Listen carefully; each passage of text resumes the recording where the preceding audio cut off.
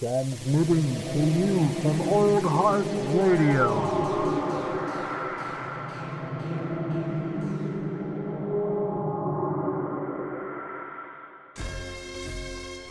Prepare to have your bones chilled and your hairs raised. It's the WacArnold's Brothers podcast. Welcome home. It was less of a slap and more of a gentle prompt. Welcome. Hot dogs, corn dogs, if you're trying to be one. We are here for you. Another WacArnold's Brothers.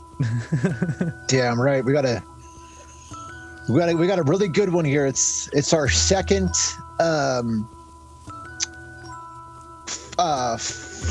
full length Clint Howard movie. You know, we've had multiple we've done multiple movies where he's had, you know, small cameos. This is the second one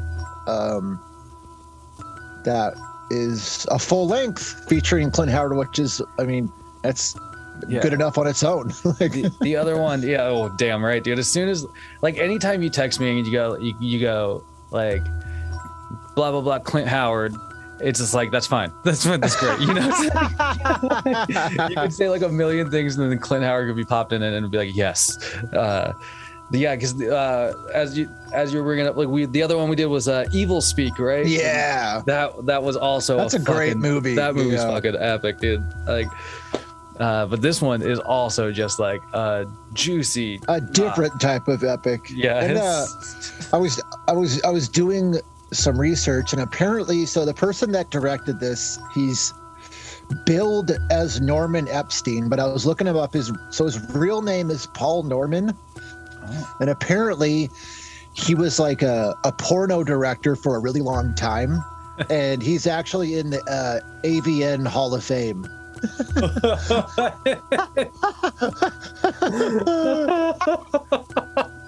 And here's Mickey directing a movie about a killer ice cream man chasing kids. Yeah, I guess it's kind of like, that's awesome. Yeah. There's also wild. One of the cool things about this movie is that there's actually a couple actors and actresses in it that have done some big things in horror. So like the character, the lady that plays Nurse Wharton, her name's Olivia Hussey. She was in Black Christmas. David Warner, the guy that plays Reverend Langley, like the girl's dad. Yeah. He's in The Omen, but he's also, I recognized him from Teenage Mutant Ninja Turtles 2. Yeah. I was going to shout it out, dude. Oh my God. I was like, he's the professor from Teenage Mutant Ninja Turtles 2. Mm-hmm. Yeah. Secret of the Ooze. That's the best one. Dude. And then last but not least, oh, sorry, what were you going to say? I was just going to say 100, man. Like, I agree. Yeah. But last but not least, the guy that plays Tuna's dad, Martin Casera, his name is David Naughton. He's American Werewolf in London. So there's some there's some horror heavy hitters in this movie for sure. Dang, dude, that's wild. Yeah, there's like a really random Lee Majors spot. Yeah, like, his son. Like, he just like he's in this movie. It's so funny because when I was first watching this movie, like it, you know, the credits are rolling, you're kind of getting some names that, you know, popping up, and like one like just latched onto Lee Majors when it popped up, and then like to see his role, like all it was in this movie, it was just so fucking funny to me. I was like, I don't know, but that's wild, dude. There's like some good fucking like some good deep cut like horror casts, man, horror, you know, horror actors. That's fucking wild. And then obviously Clint Howard, who's done, you know, a pantheon of horror. Yeah. The man, the myth, the legend. Yeah. Dude, I would hope that one day I could like get a fucking convention photo even with Clint Howard. I would love that. You know what I mean? Like, because I heard he's like just the nicest fucking guy. Like, that's right. Like, I feel like he's probably one of those like humble people who's just sort of like, I don't know, I just kind of did some stuff. Like, yeah. But this movie starts off in a fucking awesome place, man. I was blown away that this is how the movie started. 1995 Ice Cream Man holds no bars right at the beginning, dude. It's just like a black and white, like Pleasantville-esque fucking shot of like a dude, an ice cream man getting rolled up on by some like mafioso gangsters who gun him down in the street with a Uzi. and then just roll the fuck off. It's so ridiculous, dude. I forgot about that opening. Oh my god, dude, it was so over the top. I was like, what? They just roll up. Fuck? He just blow it. Yeah. They just my ice God. him, dude. And then a young Gregory, right? Like, Yeah. he like, you see this kid go up and just like take this fucking push pop off the dead dude's corpse, and, and with the blood of his, like, you know, blood splatter trickling down his face, he's like, "Who's gonna deliver the ice cream, Mom?" Right. And I was just like, "Are you all right, honey?" And that's all he's like traumatized, but that's all he says is, "Yeah, who's gonna deliver the ice cream?" He's worried about the fucking ice cream. But yeah, the fucking black and white shot of the mobsters rolling up with the Uzi is so fucking great. I have not been that impressed with an opening in some time. I was just like, this. All right, and then we time travel, forward roughly, I don't know, 30 years or so, whatever, 40 years maybe. Yeah. However, it doesn't say. You know what I mean? But now we're in color, so it was it was a significant jump. And we get introduced to, what's his fucking name? This first little kid. Is it God damn it. Who is it? It's Roger. Roger, that's him. Roger Smith, played by Zachary Benjamin. Okay. So Roger Smith like, he's like playing some sort of, like, I don't know, video game or something on his computer. Like a computer game, yeah. Yeah. And he hears like the jingle of the ice cream truck. And like, while his mom's yelling at him to like not be in her purse and shit, he like runs over and like grabs some change out of her fucking purse. He's like, "I won't do it again," and like bolts out of the house. Like, yeah, she's like trying to scold him and he just runs off anyway. Yeah, no fucks given. He kind of queues up in line, and he's, you know, first in line, and he tries to get that fucking like a push pop from this really creepy ice cream man. Mm-hmm. Dude, who's got like those like jailhouse bars on the window. Jesus.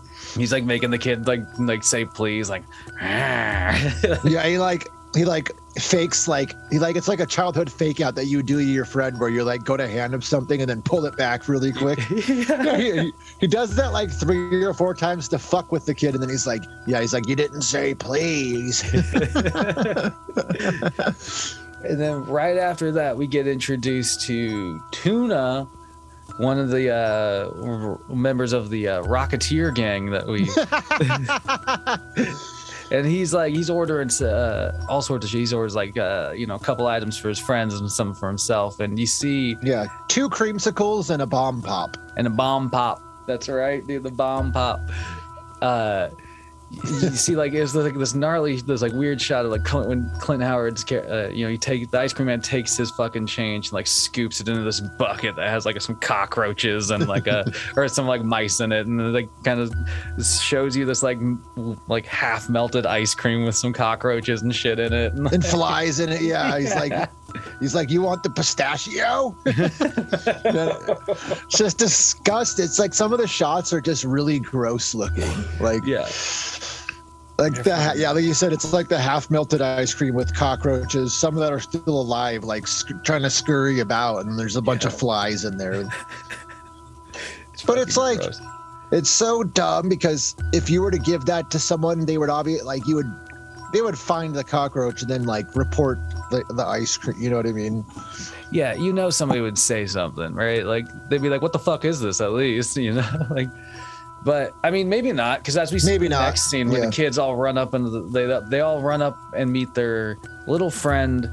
What's his name? Small Paul. Small Paul. Yeah, they make a joke about, like, it's like a recurring joke, but they're getting ready to leave, and one of them's like, "Last one to the park's a rotten fart," or something like that, and they just like bolt off, and Tunas ends up like barely making there to last. He makes it there last and trips and drops his creamsicle. Yeah, but Tuna's dead. Tuna's dead last. He drops it straight in the sand, and there's this great scene of him being like, "No, maybe." I would wipes it on his shirt a little bit, and like even his friends are like, "Don't do it, Tuna," and then he starts fucking noshing the sandy pops. God damn it, Tuna. But yeah, they meet up with this other character at the park who's there by himself initially, named Small Paul, who's reading the Pied Piper.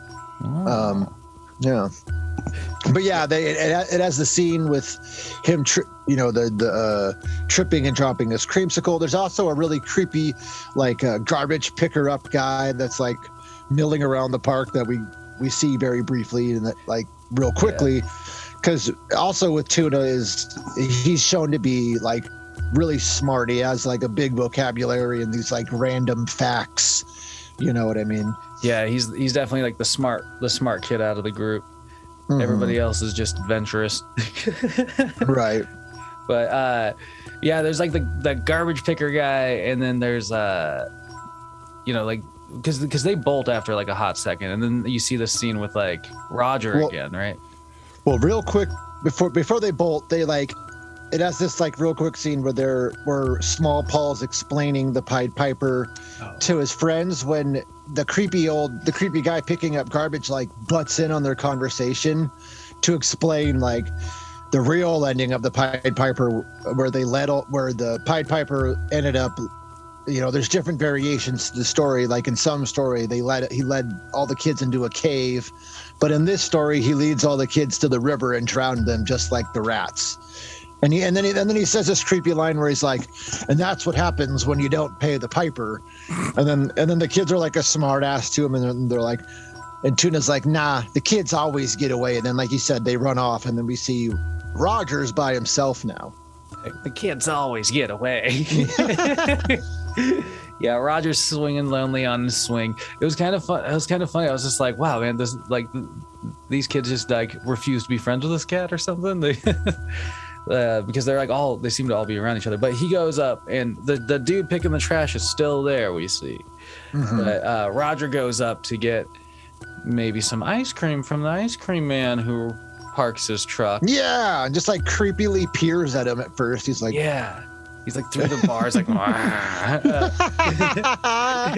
But this is like this interesting shot because he gets triggered by the ice cream man. Gets triggered by the dude picking up the trash as he's jabbing the trash with his like needle stick, his little trash litter picker upper, and like then there's this like flash shot of a giant needle and what looks like some fucking. I will say this. So we mentioned Teenage Mutant Ninja Turtles 2 earlier, but this also looks like some secret ooze being injected into fucking dude, in the Clint Howard's brain. And I just love like how over fucking sized this needle is. It's like it's huge. Dude, it's gigantic, and it's not the only time you see it either. No, it's fucking huge. And like the amount of stuff that they seem to be pumping into the dude's skull, you're just like you're just like, what the fuck? Is there room for that in there? Like God damn. Yeah. And then you see him kind of like you get the shot of him like his hand like going for a knife. Yeah, right. There's also like a meat tenderizer like next to like there's all these like tools you could use to kill somebody. Yeah, just some devices, but this is and so you kind of just get the illusion like, okay, well something happened to one of those characters at least, like right. But it cuts away. Yeah, you don't know what happens yet. You don't know, and so then it cuts away to him kind of like parking his truck and like he gets rolled up on by his neighbor. Well, is it his neighbor? I'm really confused by this. we before that we get a real quick, like it's real quick, but Johnny and Tuna drop off Heather at home. Oh yeah, and that's where we see the professor for the first time. Yeah, and he's like, if I would have known you guys were coming, I would have made enough dinner. But it's just like it's a kind of just a pointless scene, really, just to briefly introduce this character who's not even really in the movie a lot anyway. But yeah, back to what you were saying, which is more important. He pulls up to like this building, and we learn that we don't really know. You're led to assume that this Nurse Wharton was like it explains later, you know, she worked at the mental hospital that he was at, but yeah, he like lives in her backyard apparently, or like it's her house is right next to the old rundown ice cream factory, ice cream parlor excuse me, that the ice cream king, the guy that gets gunned down in the beginning, used to run, and now you know, because Clint Howard's character Gregory is the ice cream prince, and he has the exact same truck from the beginning scene, like he's carrying on the mantle. Yeah, but yeah, it's just bizarre. Yeah, and there's this interaction where you know, a dog kind of runs up on Gregory, and he I can't remember what he says, but he like, you know, it's like, yeah, are you hungry or something like that? And he pulls out this push pop that he like has a surprise knife in, and it like, yeah. And again, you're led to believe that something might not have ended well for the dog. You can also, like, while the dog is barking, you can hear someone like screaming from inside the freezer. So you're like, not only is there like someone inside, that's why you know. That's why he like killed this dog, you would think. But yeah, you don't see what happens. It's one of many scenes where you don't see on screen what happens, but it cuts away to Miss Nurse Wharton, who's in her house knitting.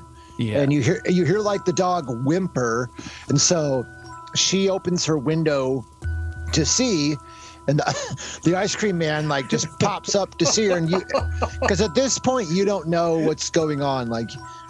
You think that maybe he's going to kill her, but this is where we learn that, like, you know, she's like, oh, you know, how are you doing? Oh, hi, Gregory. Like, yeah. It's like, it's so funny how he pops up, though. He's just like, what? And he there's like blood on his face, and she asks him what it is, and he explains that he says, it's grenadine from my ice cream treats. For my ice cream treat. Okay, yeah, dude, this guy.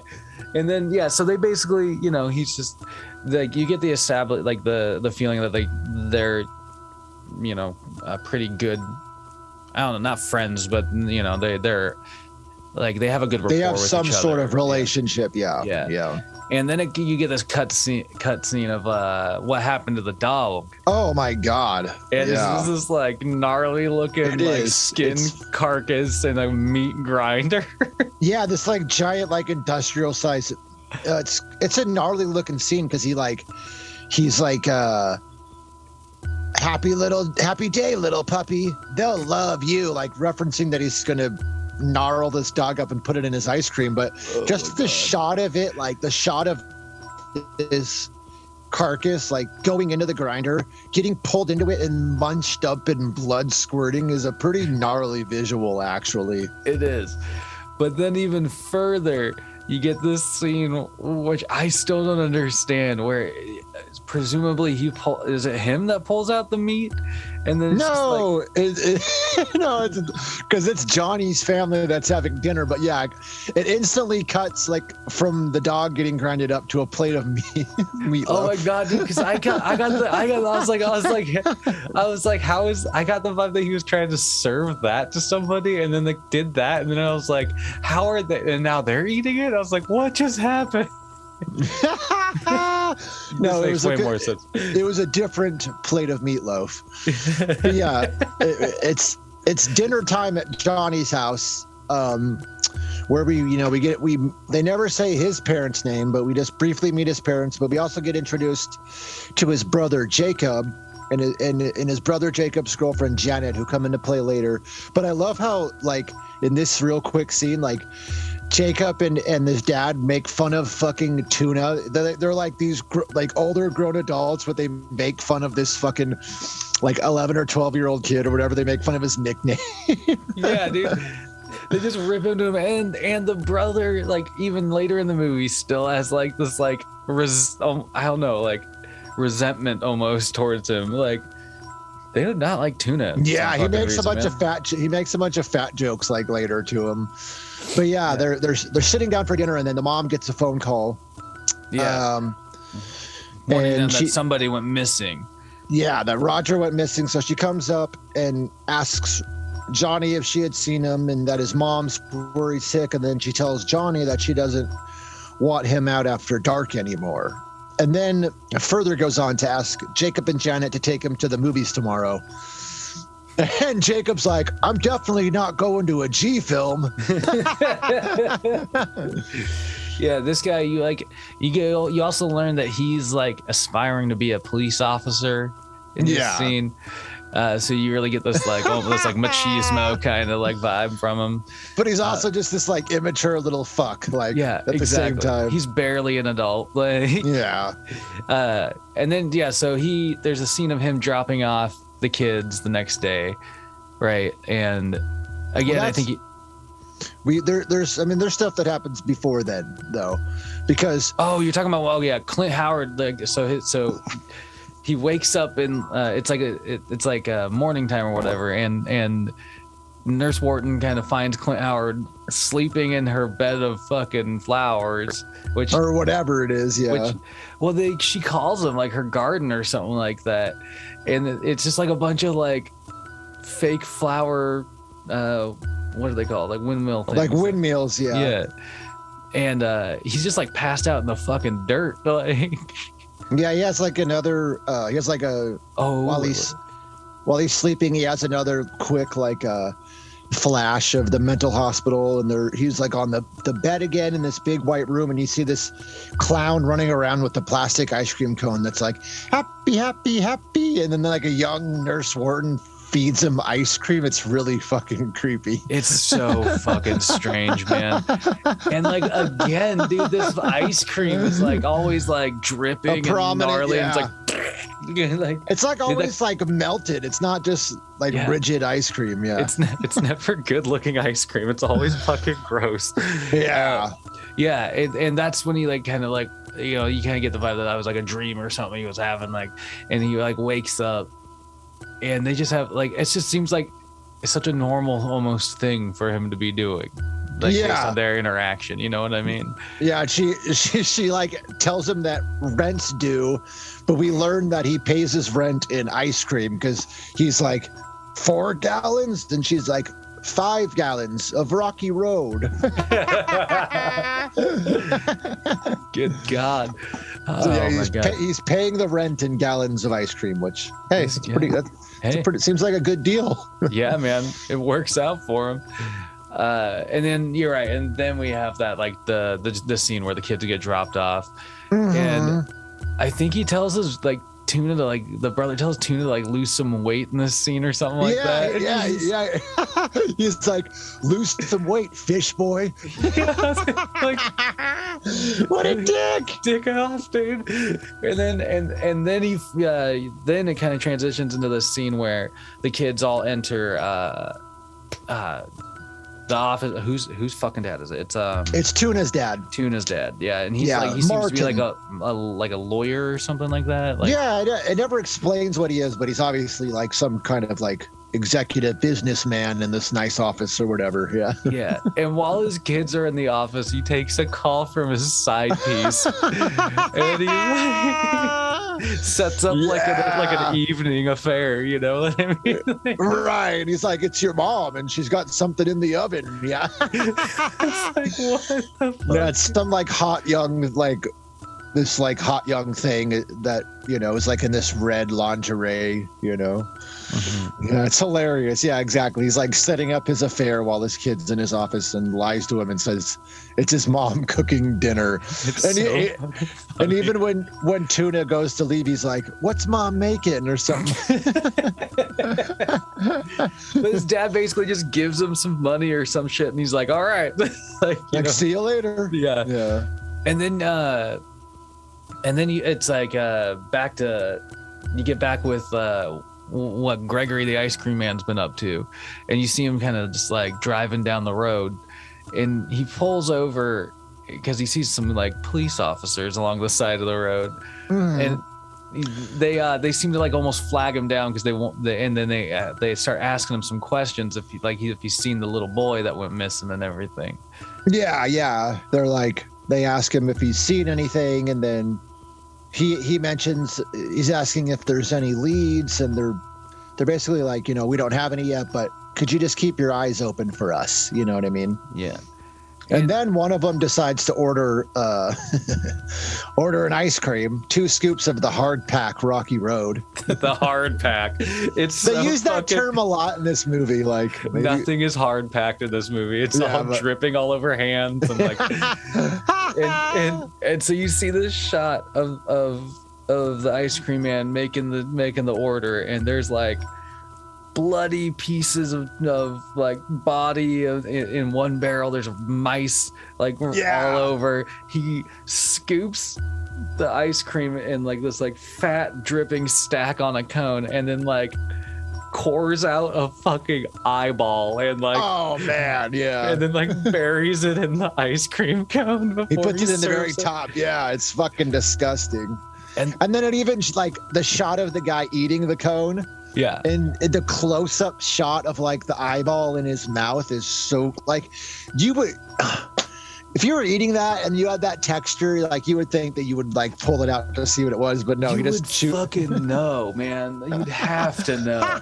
But he just like, yeah, there's like, it's like they hold on that shot for far too long, where it's just like, it's like a Tim and Eric sketch or something, where it's just like, it's like he's just chomping on this thing, like it's like the eyeballs moving around his mouth, like he's like tonguing it, like he can't fucking like figure out. Yeah, it's just like, dude, it's a fucking eyeball. You're a detective. But I love that they had this great like back and forth where, like at first, the detective who is Lee Majors, by the way. It's Lee Majors 2. It's his son. Lee Majors 2, the sequel. And but he like asked him like some questions about the kid, and he's like why, what's the kid's name, or like what do you need to know, like, and the detective goes like, it's confidential, ice cream man, it's confidential. And then when he gives him the code, he's like, what's in this? And the ice cream man's like, it's confidential. Right. It was just like this very like weird interaction overall. But then that's not his last stop on the route that day. No, it's not because there's like a large group gathered, but someone decides to bump and cut in line, and it's the Faloozy we see from earlier. That's like having the affair with Tuna's dad. Yeah, she like comes up, skirts in line, and then has this like weird, awkward, like flirtatious, essentially flirtatious conversation with the ice cream man, like asking if he does delivery and giving her his address and all this. He can come by anytime. It's like, damn, this chick just wants to get down. Dude, she wants some hard pack. Like, she wants...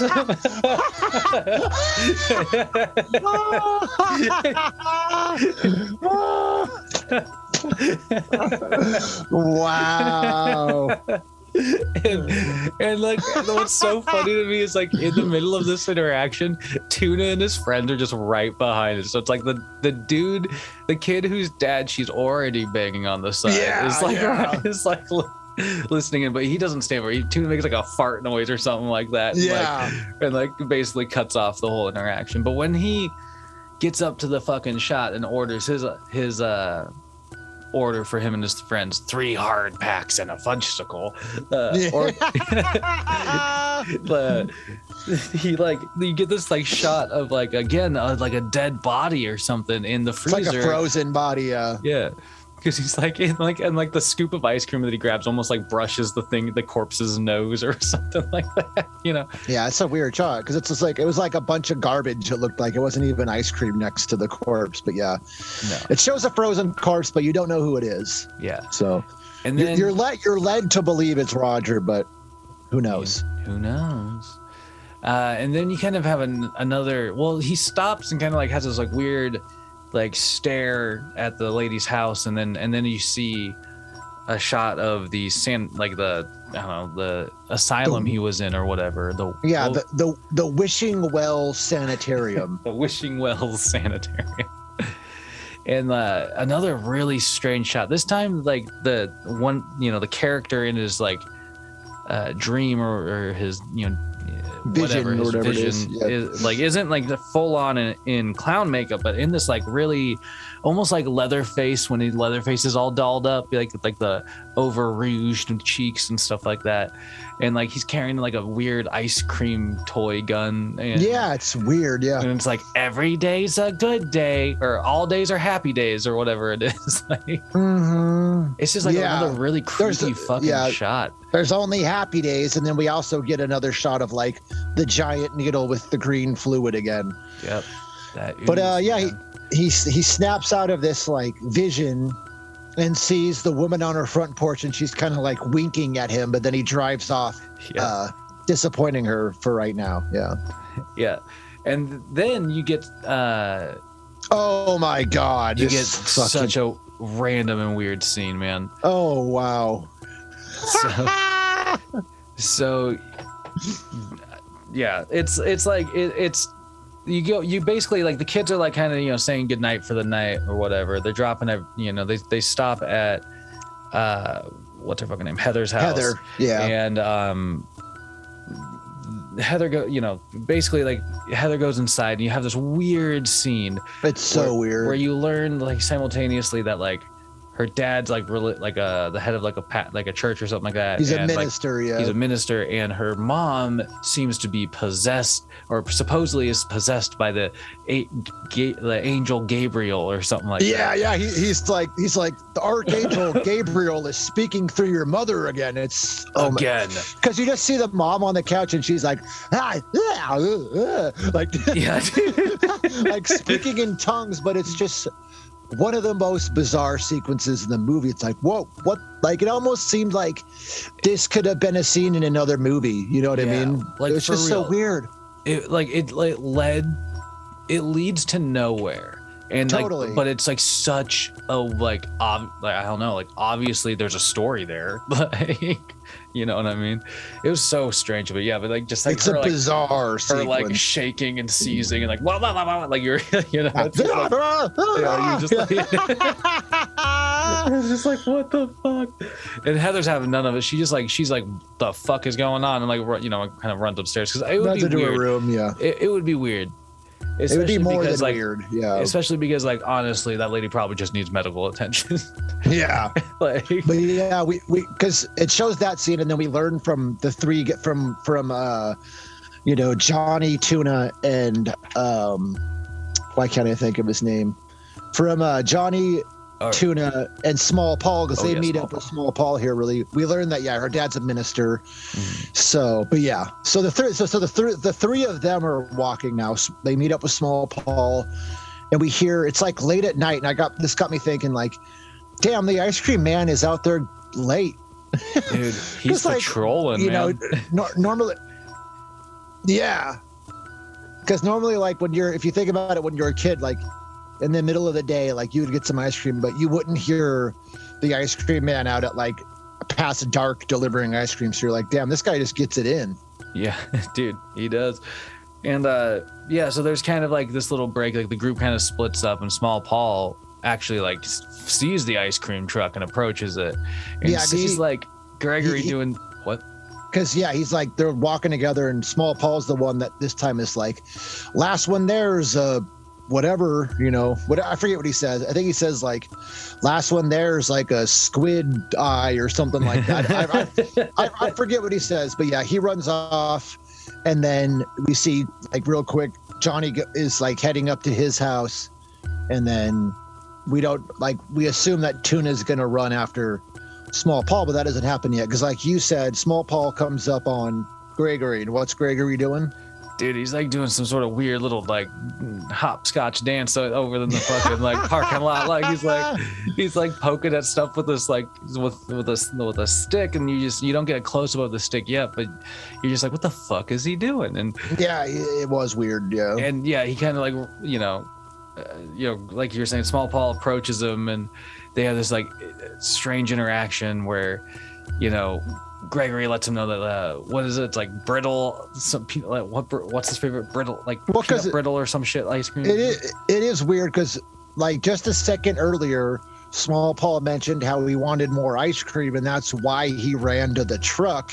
Yeah. And then when he asks him if he wants any ice cream, he's like, I don't know, I shouldn't spoil my dinner or something like that. But then the ice cream man asks him what his favorite flavor is, and then he guesses, and he's like, butter brickle.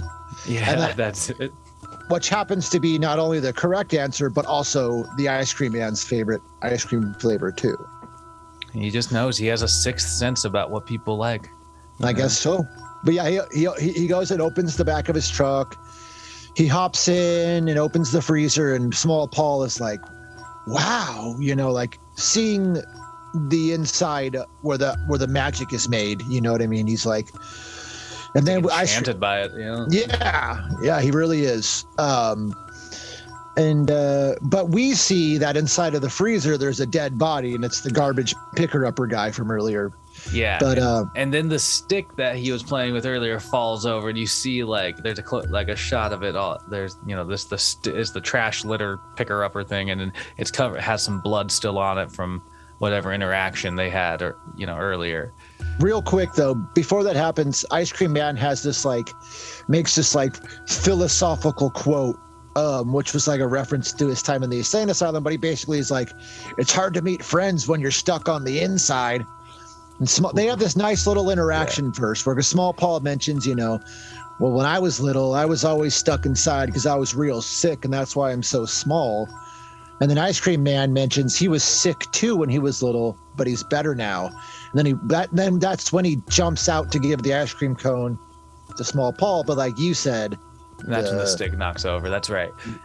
But also at this time, you also see Tuna is ends up running up finally on the scene after this whole interaction, because the stick dropping spooks Small Paul.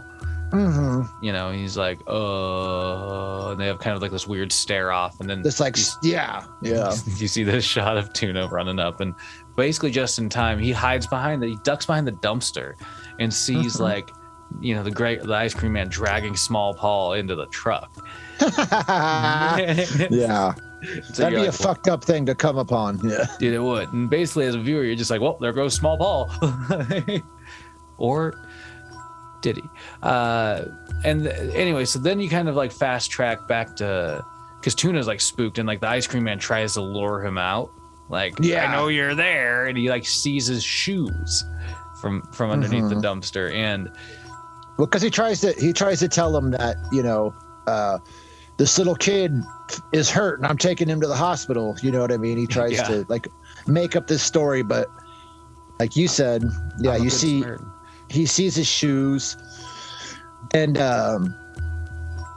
long story short, Tuna runs off, and we get this hilarious line that the ice cream man's like, you little turds are gonna learn you can't run from the ice cream man. I know. And then he's like, I know where you live. You tell anybody, I'm gonna get your mom and dad. Oh my god, dude.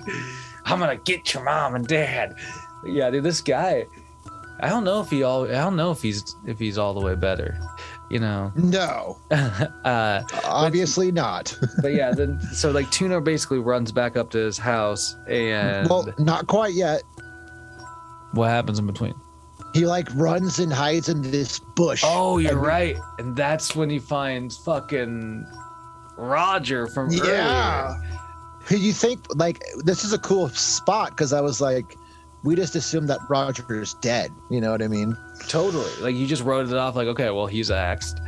But this is straight up where Roger confirms to Tuna that the ice cream man killed the trash guy from the park. Yeah. And that he's been hiding there all night. Yeah. And didn't know what to do. Yeah. Did. I hope that denim vest kept him warm enough, man. That shit must have been rough. And you're right. And then it's the scene where you have the stuff at Tuna's house, which is in rethinking about it, the focus on his shoe, the next scene kind of makes sense, where it seems so nonsensical at the time, where you're watching it, he runs up on his house, and his mom instantly just turns around and goes house rule, take your shoes off, and makes him leave his shoes outside on the front porch. Well, because he comes home to his dad and his mom, and his mom and his dad are in this heated conversation where the mom is talking to the dad about where he's been, he like the mom. She thinks he's cheating. You know Yeah, what I mean? classic thing. He's like, I just stopped at the bar on the way out from the office. And of course, we get another like classic horror trope where the kid is trying to explain everything about the ice cream man, but their parents are in this heated argument and they don't want to hear it. They tell him to go to his room. Yeah. But yeah, there's a couple like weird close-up shots of their mouths in this scene. It's like there's like multiple mouth close-up shots in this movie. But yeah, like you said, he puts his shoes outside. He comes inside. Now he's up in his room, and he kind of sees, the ice cream man pulls up. We get a real quick, funny scene where Martin, the dad, comes outside, and he's like, "What the hell is that ice cream dork doing out this late?"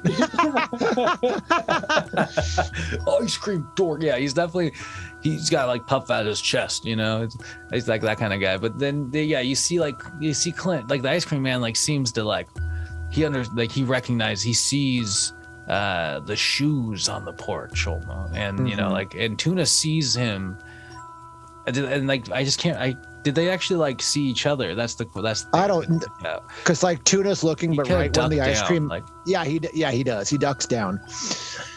And then we get, I don't know if you noticed this continuity issue. Okay, so in the next scene, and then it's like the next day now, and Tuna and his mom are getting ready to go grocery shopping. They come outside, and his shoes are covered in like in ice cream and worms, but you can tell you can tell the ice cream looks like mashed potatoes, but that's not the issue. So I don't know if you noticed this, but the night before, when he was wearing red Converses, but in this scene on the front porch, they're completely different. They're yellow, and they're completely like these beat up yellow pair of Converses. So it's just like this small continuity issue I noticed. They didn't want to ruin the good Converse on this scene. I guess not.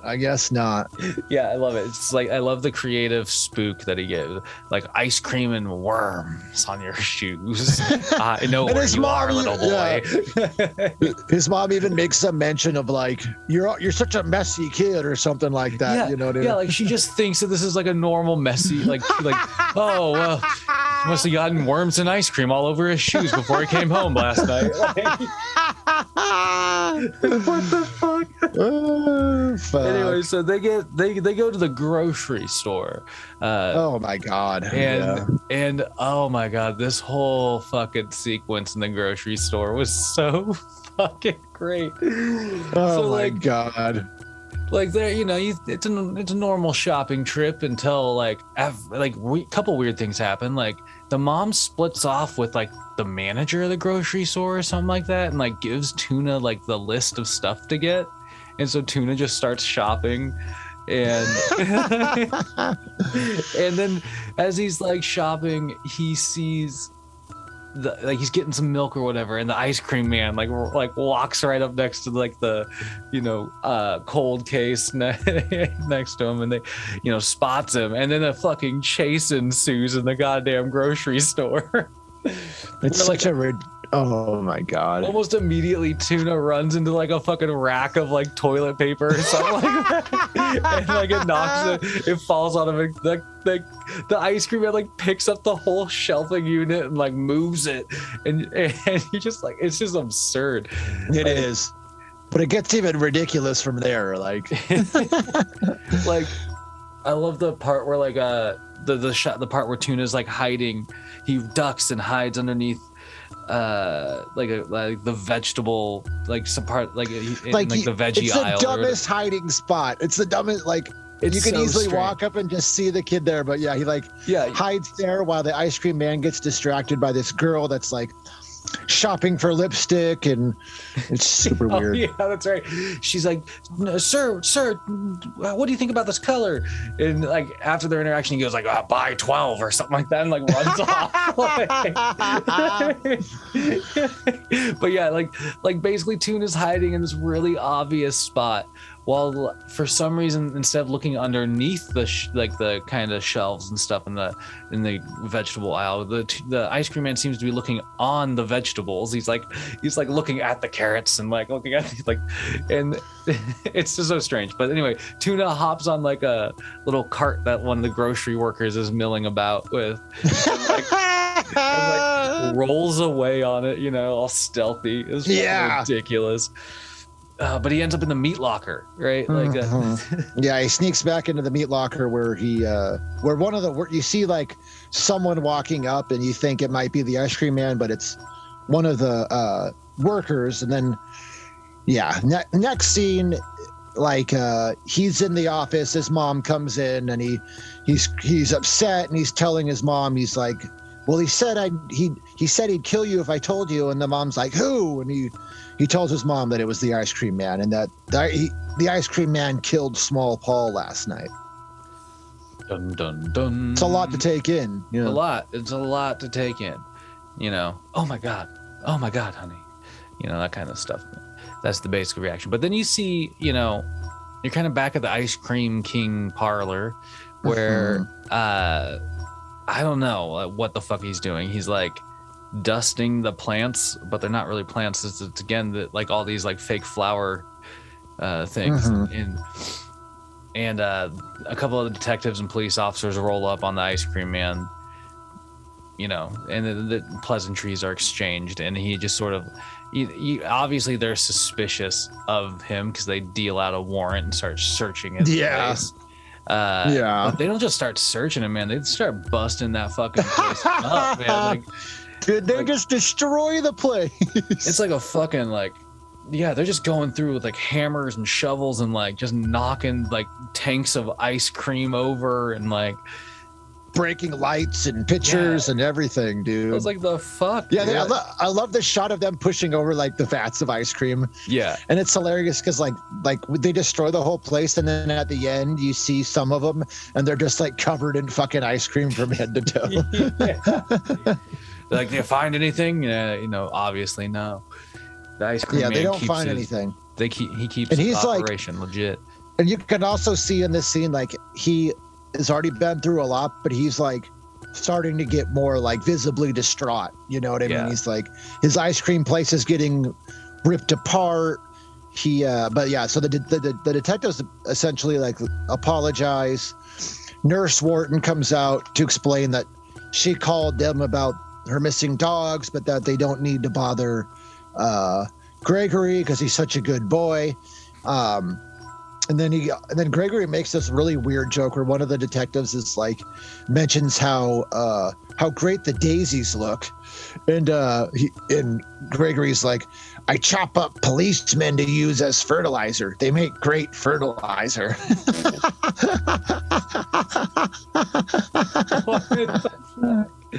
They make great fertilizer.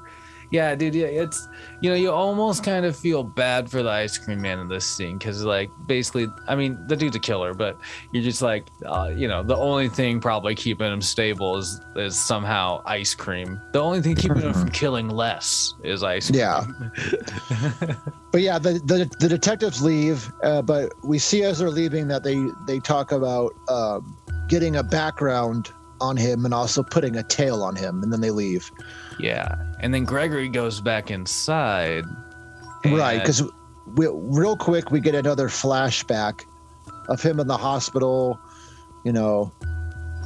But yeah, it's just real quick. But like you said, he goes back into the shop, and we learned that the cops didn't do their best job searching. They were more focused on senselessly destroying everything instead of looking around. They're more focused on dumping liquid, all that ice cream onto the ground than looking for cubby holes that seem to be really obvious. Like, shit. Basically, Gregory runs into the freezer, moves a couple of like gallons of ice cream out of the way, and like pulls this like cutout cubby door off the wall, and lo and behold, fucking Small Paul's just like hidden in this like weird little space. Yeah. I mean, it's strange. It's gotta be a traumatizing experience for Small Paul, man. Because he like, you know, he pulls him out and like brings him out to the I don't know, the kitchen or whatever. All area. The carnage that just happened. Yeah. Yeah. And still, the ice cream man tries to serve him some ice cream. You know? He gives him some butter brickle. Yeah. Right off the fucking, I can't tell if it was off the ground or maybe some residual in the barrel, but it was from the knocked over vat of ice cream. It was also really melty and gross looking, and all over his hand. The dude does not have any sanitary expectations for his business. No, I gotta say that. No. But yeah, they. I mean, they're almost starting. Do I say it? To bond a little bit, you know? Yeah, and we see more of this a little bit later, but it doesn't seem like Small Paul is too upset with the situation he's in. No, not necessarily. He's not really like kicking and screaming or anything, you know? He's just sitting there listening. Weird. But then you have a scene, then it kind of cuts to like a scene with they're at like the church or something like that with Heather's dad pastorizing giving a sermon over everybody. Giving pastorizing over oh wow. And you know, I don't know, it's one of those like it establishes, you see all the kids in the congregation. You know, they're kind of talking about the troubling times upon them. Yeah, Tuna mentions to Roger that he told the police everything. Yeah. And they also talk about, you know, Small Paul. And then they hear the ice cream man truck music. And see him driving through the neighborhood, doling out ice cream to people. And Tuna mentions, you know, maybe we should catch him on camera. You know what I mean? Yeah, it's up to us, you know? Yeah, they have one of those scenes where they're like, it's up to us because no one's going to listen to us. Yeah, we got to take a picture of them. But then you learn, you're kind of reminded that they're the Rocketeers, right? They can fucking anyway. This is like also like one of the first appearances of a toy rocket in the whole fucking. Oh movie. Wow, yeah. So yeah, this scene's like, I mean, Tuna's pretty devastated. He's torn up. He's like, what do we got? He's trying to get them to fucking rally with him, but yeah, it's kind of a hard press. Anyway, in classic fashion, they do. Yeah, and this was awesome because it shows them like.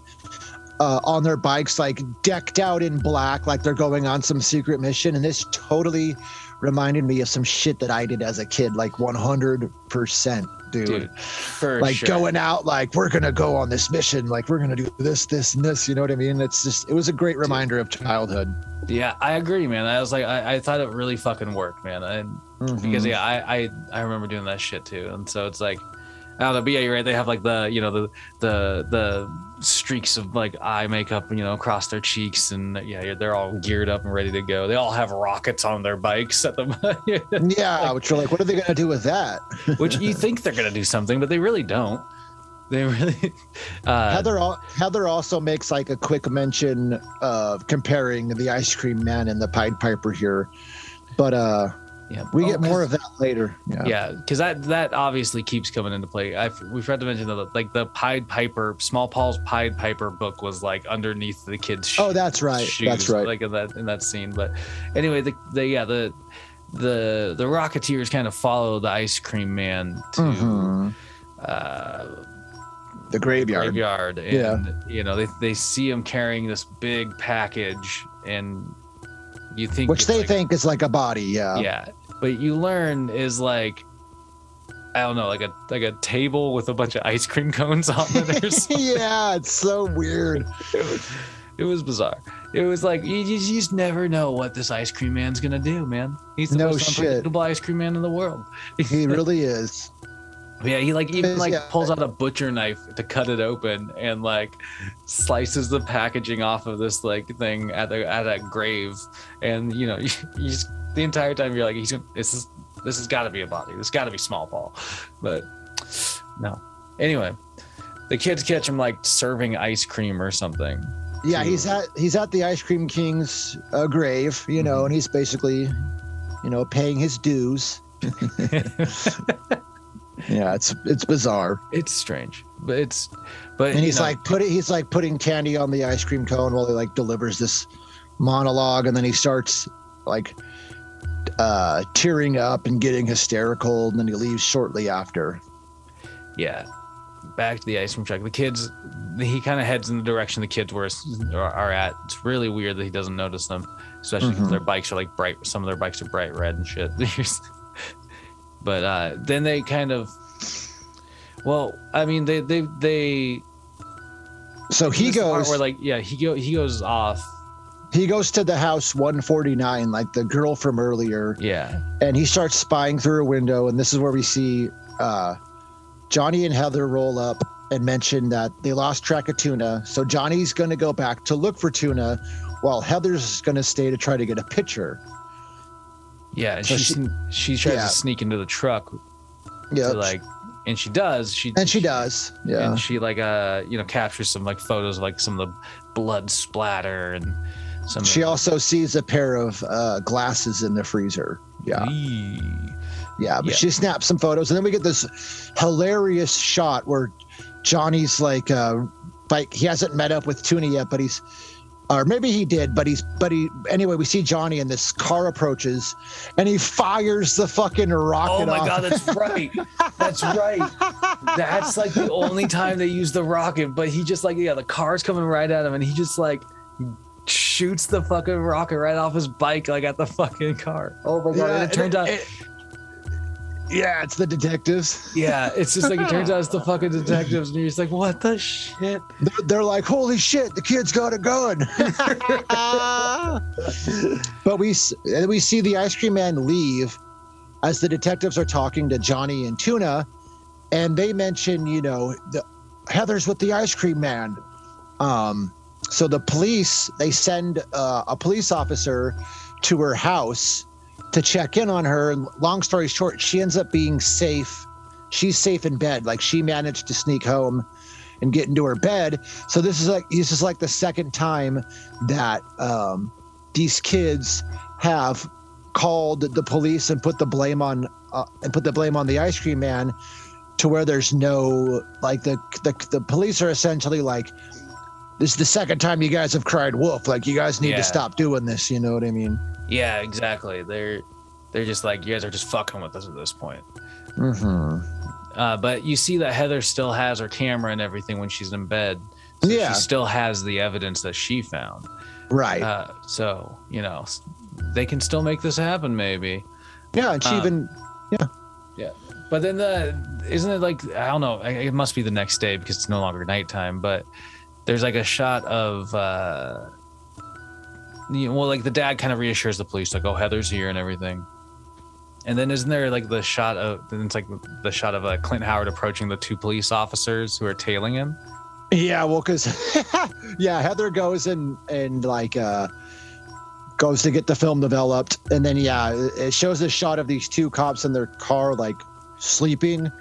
An ice cream man comes up and like gives them an ice cream cone. It's really random. Yeah.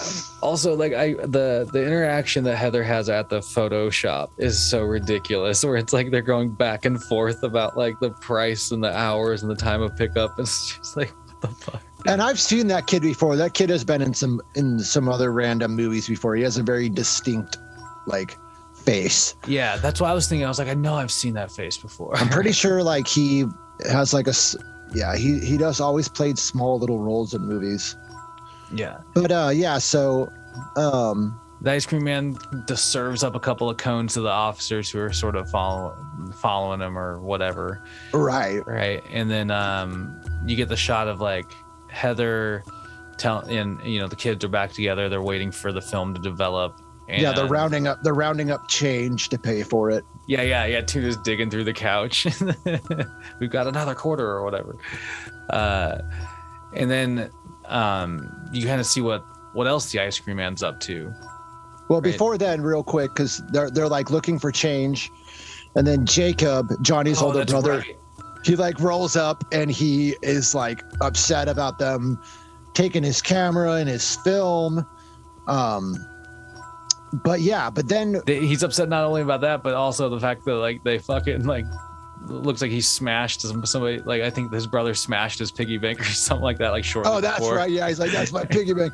But before we get a rather hilarious payoff to why he's mad they stole this camera, we get introduced back to the ice cream man who's spying on the lady from earlier, and we see that her and Martin, Tuna's dad, are out by the pool and just got done doing some hanky-panky. Doing some hanky-panky by the diving board. Yeah, she sees the ice cream man. Oh yeah, like winks at him like, like she's what like, oh, I see you. And then it was just like such a weird, funny, like fucking scene. And then you're right, like it kind of focuses back on them picking up the fucking photos at the photo shop. Hang on. No, it doesn't. So he's spying on them. Oh no, my God, you're so fucking right. I don't know why I skipped that. So we get a hilarious and one of the most like iconic shots in the whole movie. But yeah, so Martin is getting in his car. He sees the ice cream truck in his rearview mirror. He's banging on the ice cream truck, trying to get him to leave, and he decides, like an idiot, to get into the ice cream truck. Oh no, never get in the ice cream truck. Yeah, and this part's pretty brutal. He climbs into the ice cream truck, and then you hear a scream, but the scream is like a stock scream that it was hilarious. We get this ridiculous scream, and then we see that Martin's face is getting burnt by a waffle iron. Yeah, dude, he like clamps the waffle iron around the dude's cheeks, you know? Oh, fuck. Fucking gnarly. But even further, the scene does not stop. So the ice cream man finds his way into the fucking well, he doesn't like creep into the house necessarily, but just knocks on the door. Yeah, just knocks on the door, and the lady, you know, he's just trying to serve the lady a nice ice cream, okay? But it's not necessarily ice cream that he's trying that he scooped into this gigantic waffle cone. The most enormous waffle cone you've ever seen. Most holding Martin's fucking head. It's so amazing because she lets him in, and her back's turned this whole time, and she's making all these weird like da da da da whatever she's saying, and she turns around like you said. It's just Martin's head with a scoop of ice cream. With the one scoop. That's one of the most iconic shots from the whole movie. Is him holding that. Like, it's so fucking good. And then she gets offed with a sickle. Like, yeah, he's just carrying a fucking sickle in his other hand. Like, I don't know. I'm just, the lady didn't turn around the entire time. She maybe had it coming. But yeah, that's that's so fucking. I mean, he's just got blood splatter on his fucking, get up. He's just looking. I don't know. It's just such a good point in the movie. And then I love it. Like, awesome. Even there's a shot where there's a blood splatter shot, and I don't know if you caught this in here, but there's the blood splatter must have fucking sucked because it hits Clint Howard's face, which it's close up on, and it's close up on his eyes, and you can see the fake blood in his eye. It looked like and you can see him kind of blinking really quick afterwards. So I wonder if it fucking got in his fucking stung in his eye. Yeah, dude. Because that's some of that shit they used to use in some of these movies, which is just a hodgepodge of things thrown in a bucket to make it red. True. So then we meet back up with the two detectives, and they mentioned that one of them did a background check but couldn't find squat. But then they talk about Nurse Wharton and the Wishing Well Clinic. But before we get the payoff to that, you get the payoff to the photos. Oh my God! Do you want to explain it or do I? It's amazing. It's so fucking good, dude. So they basically roll up to the photo place, and already angry that his younger brother took his fucking camera and how the film's developed. But then you see some of the photos going down on the reel, and it's basically just photos of the dude ramming his girlfriend, just old porn shots. And she's fucking horrible. I don't know. Yeah, she's just oh fuck. Yeah, dude, it was so ridiculous. I couldn't believe they did that. It was so fucking hilarious. It was so good. It was what the fuck? I loved it, man. Yeah, and so understandably, I guess you can understand why he was sort of upset that they took that fucking thing in. Yeah, they're homemade porn for They're homemade. But it's just hilarious because I guess I don't remember because I was so long ago having to do a film like that, but I'm pretty sure they wouldn't just have it out for anybody to see the pictures developing. No, that was the other thing. It was they're pictures were printing off in the window, it's hilarious. For the world to see. Yeah, I then was so surprised by that. It was hilarious. I was in tears laughing. But then we cut back to Small Paul and the Ice Cream Man, and this is another one of those scenes where I'm talking about where, like you mentioned, like Small Paul's kind of like mesmerized by everything because now they're like making his ice cream, like he's making some kind of pink ice cream. Yeah. And he asks if Small Paul wants to stir, so it shows them like having this like gleeful scene of making ice cream. Yeah. He makes a mention like to watch your hand because that blade will take it off and stuff like that in this scene because it's a giant vat. But yeah, it's like you're all of a sudden like, all right, like this kid is like, I don't know. I don't think he's that upset about his situation, man. I think not at all. Stockholm syndrome starting to set in with Small Paul here.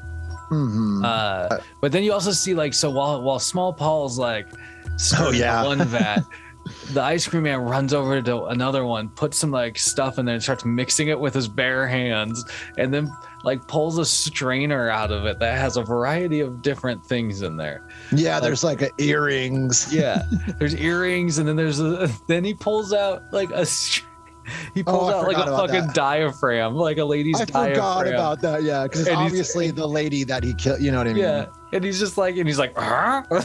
I forgot about that. That's right. It was so ridiculous. Fucking ridiculous. I was like, this movie just, especially like off the cuff of that the fucking porn shots, and then like this, you're just like, what is up with this film? It is low key humor, but yeah, he's just like digging through like scraps of like victims that have been, I don't know, dissolved in the ice cream or something. And then we get it's a pretty long sequence, but we get another like such a ridiculous fucking sequence of the detectives at the asylum. Like, so fucking bizarre. It's strange, man. It's so strange, hilarious and strange. But it's like, so the detectives follow up on Nurse Wharton's in the info she got. They got on Nurse Wharton, and they end up at the Wishing Well Sanitarium. Yeah. The doctor that they meet with immediately seems fucking off. Like something's off. Yeah. Yeah. Like he's all like happy days, happy patients, like, all this weird stuff. And, this is the scene that I was talking about though, where like earlier, so not Lee Majors, the sequel, but the other detective. The other detective was rumored to be kind of like drunk on set a lot, the dude in the blazer. And if you watch him in this sequence, he kind of just looks like he does though, yeah. Sort of like a little disoriented or like off, just sauntering around, yeah. Yeah. And so anyway, they question the doctor. He mentions that the nurse gave ice cream to all the patients and stuff like that, and then like he. Basically, like, I don't know if he's like, does he intend to lead them to where he leads them, or if they just like start following him because he hears like some noise and he said like Anthony's getting restless or something like that. I don't know, and just bolts out of the room. Yeah, he just bolts out like laughing maniacally. Oh, and he also yells, "This is not a happy day." Yeah, that's right. And then the detectives, they just kind of follow him to where his destination is, and as they follow him deeper into the fucking sanitarium, it's like vandalized and spray painted, and it gets the people are just doing whatever they want essentially. Yeah. And then they walk into like, I don't know, like the big operating theater or whatever fucking room it is. Yeah. And they see the large guy man that we've been seeing from those like ice cream man sequences, like, or visions, like strapped to a fucking table, and he has one of those syringes just dangling out of his head. It's the guy from the flashbacks, and he has the green liquid needle in his head. Yeah.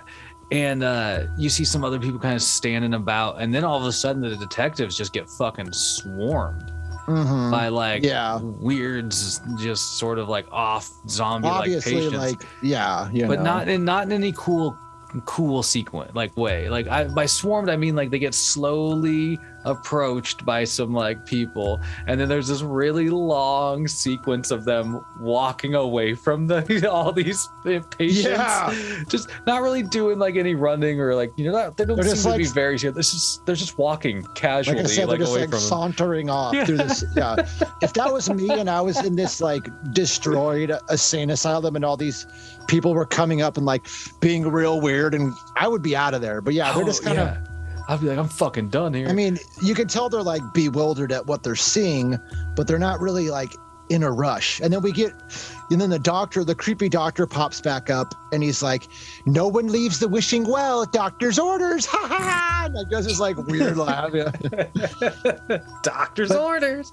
But then we get a hilarious scene where I don't remember which detective it is, but one of them like ends up like Walker Texas Ranger style fighting off a couple that they like walk up and he's like punches. Dude, it's Lee Majors. And now that you mentioned Walker Texas Ranger, like the straight up like that's his look. Like he has like the fucking tight denim jeans with his like badge on the outside of his belt, and he's got his boots on, and he's like, you're right, he does like he gets through a few people and then some people get too close to him and he just wallops someone of them, and it goes downhill from there. Because there's then they start getting a little more like, I would say, like you even see with the other detective on his way out of the sanitarium physically like kind of like pushing them and stuff like that. Yeah Like I don't know, man, like it would have been weird. I would have so been worried about being fucking overwhelmed there. Anyway, it's just an over the top sequence. Like it's so over the top, and you don't have anything to do with that sanitarium after this sequence. Like, no, that's why it's just so weird to me. It was like there's another one of those scenes where it almost seemed like it could have been filmed for another movie. Like I guess they use that to further establish that there's something behind. Nurse Wharton's obviously crazy, but maybe we need to pursue this lead of Gregory because, he probably escaped from this place or whatever. It was just such a big, just such a big plot element to throw in there. A big set piece to throw in there. Yeah, you're just sort of like, wow, this should go somewhere else. But yeah, they end up making it away. They get their car and they leave. Yeah. But it's just so weird. It's fucking great. And they and then you kind of see the sequence, right, of like the kids again kind of riding their bikes. Mm-hmm. Tuna's once again behind them, and then they run into the ice cream man. Yeah. And then so like the kids try to get away, they like immediately are starting to like the other two get a head start on Tuna, who has to turn around and try to. And then he doesn't make it very far. No, he doesn't. Because in this great moment, Clint Howard yells out, "Trolling for tuna!" and then grabs the kid off his bike and pulls him into the ice cream truck while it was driving. Amazing. Yeah, he just rolls up next to him, he snatches him off his bike and pulls him into the truck, and then he fucking locks him in the freezer. I was like, damn, dude. But yeah, it was amazing. It was so funny. And then we get reintroduced to Jacob and Janet. They're working on their car. Heather and Johnny roll up and they're like, we gotta get Tuna. And so long story short, they decide, they all pile into the car, but we get another line here where Jacob's like, let's just go help the fat kid while there's still time. Yeah, I love his train of thought in this scene. He's like, he pulls out his pistol that he has, and he goes like even his girlfriend reminds him, like, you're not an officer yet, or whatever. And he goes, I've got the gun, the badge will follow. Yeah. Basically, like, yeah. He's like, I'm gonna go foil this guy's plans, and maybe they'll make me a cop. So they're off, but then there's this scene of the ice cream man and Small Paul, where like the ice cream man's like, he has like Small Paul like sitting in front of the picture of the ice cream king that he has on his wall, and he's like explaining the ice cream king to him or whatever. Yeah, and Small Paul has this weird line here where he's like, Small Paul is explaining that the ice cream king was like the Pied Piper. He chases away all the bad and leaves a world of good. And ice cream man is impressed, and he's like, yeah. Yeah, I'm into that. Like, yeah, dude.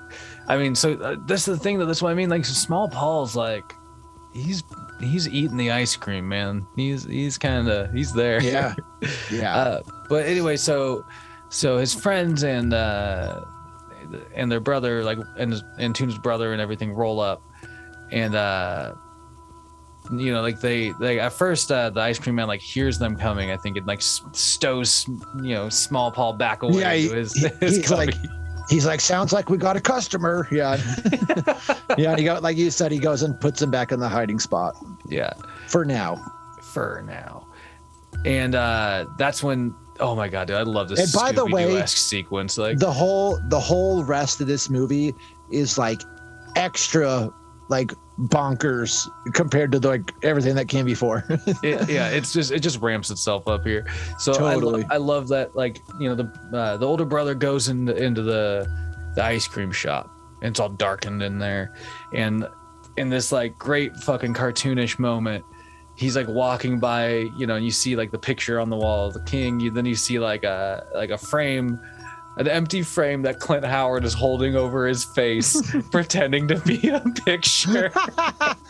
and the kid just walks right by it. Yeah. I immediately was just like, what's the Scooby-Doo shit that's going on right here, dude? Clint Howard. It was amazing. It was so fucking good. But then he gacks the guy with the fucking, presumably with whatever. Yeah, because it happens off screen. Yeah, it's an off-screen kill. Next thing we see is we think it's Jacob, because we see someone scurry out in what Jacob was wearing. Yeah. And hops into the car, and he's like, "Hiya, honey." But then we obviously see it's Ice Cream Man. It's the Ice Cream Man. He killed Jacob off screen inside, but then he stabs Janet through the throat with like some form of sharp ice cream utensil. And he stabs her through the throat, and then he has this great ice cream related line where he's like, "Now that's what I call brain freeze."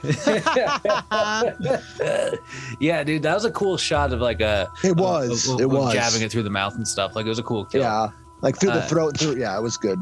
Yeah, that's a brain freeze. So Heather and Johnny end up, escaping the car, and they run around. They try to get into the police car that's parked nearby. Well, we also see that like Small Paul's looking through this small vent in the wall. Oh yeah, he's kind of looking like he enjoys this act. Yeah, he's like giggling. But like you said, so they run up on that police car. Oh man, it's amazing. They open the door, and just like a headless body kind of flops out. Yeah. And that's when the kids turn around and see a couple of dead, it's the police officers, but it's like a couple of dead heads on. Oh, it's awesome. Above the thing. Awesome. And this is when the Ice Cream Man is just holding these two dead heads on like pikes and just pretending to talk to them, pretending that they're talking. He makes them like puppets. Yeah. Oh my God, it's so fucking awesome, good. Because at first the way the kids are hiding, you hear this cop voice and they look over, and he just pops the one head up, and it's amazing, dude.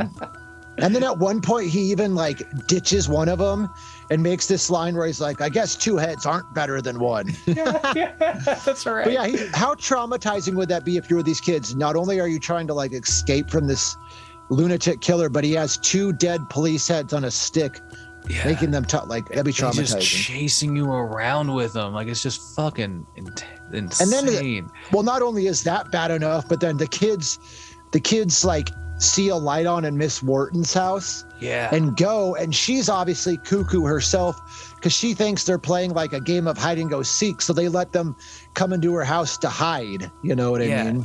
Yeah, she just like lets them ride in, and like that, like as a viewer, you're just like, that can't end well. Mainly, then we get reintroduced to the detectives. Oh yeah, the detectives on the scene, man. Because they get a call about three missing kids, and they decide to head to the parlor. And they're like, "We don't need a warrant. Like, we're going in." Yeah, you have no idea how bonkers this whole sequence is to me. Because it's like the detectives roll up, and the tuna's just escaping from the cooler in the ice cream truck, and the detectives roll up, and the Ice Cream Man grabs Tuna, and basically is like holding him in front of him like a human shield, and drags him further into the truck while the officers have guns drawn, and they see this.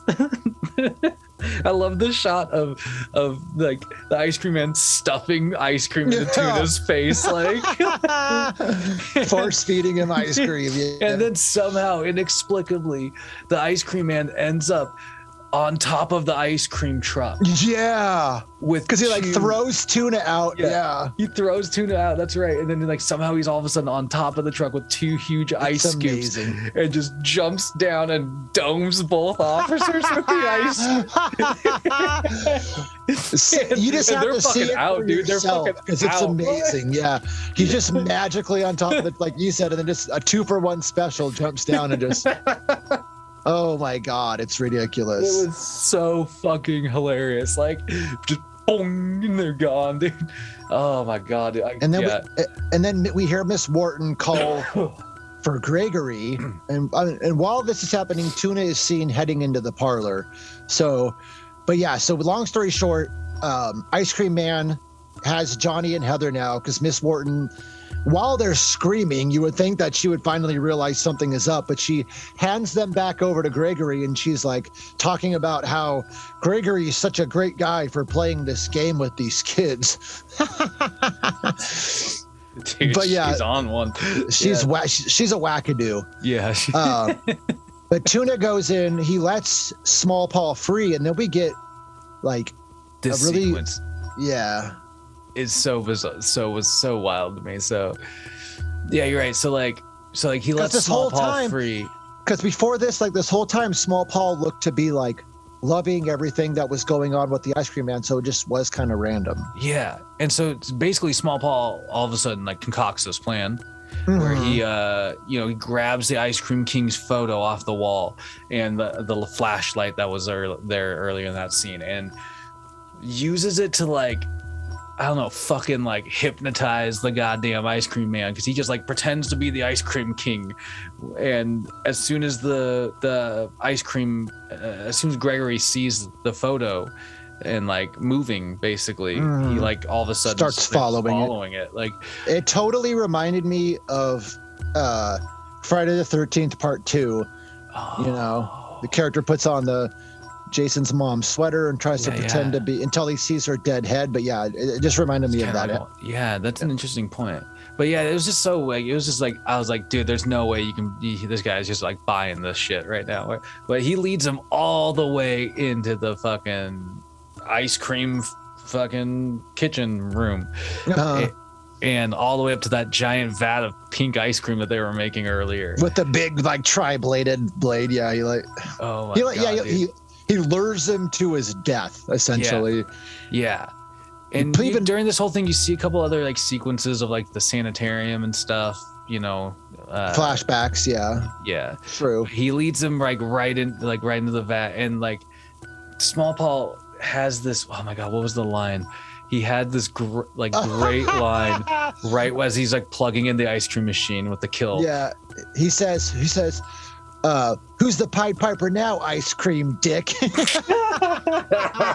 Yes. You ice cream dick. Yeah.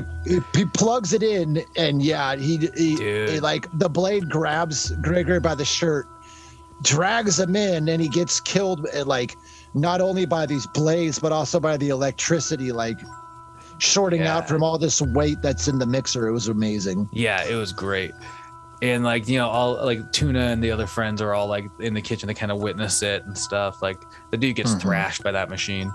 And yeah, like the next day it's, you know, it kind of like zooms to like, because this is all happening at night. This is like next, like obviously the morning, clearly right afterwards, where like more police officers now on the scene, and like, you know, they're rescuing everybody, and everybody's getting taken care of and shit. Nurse Wharton still asks the detectives about her dog in the scene.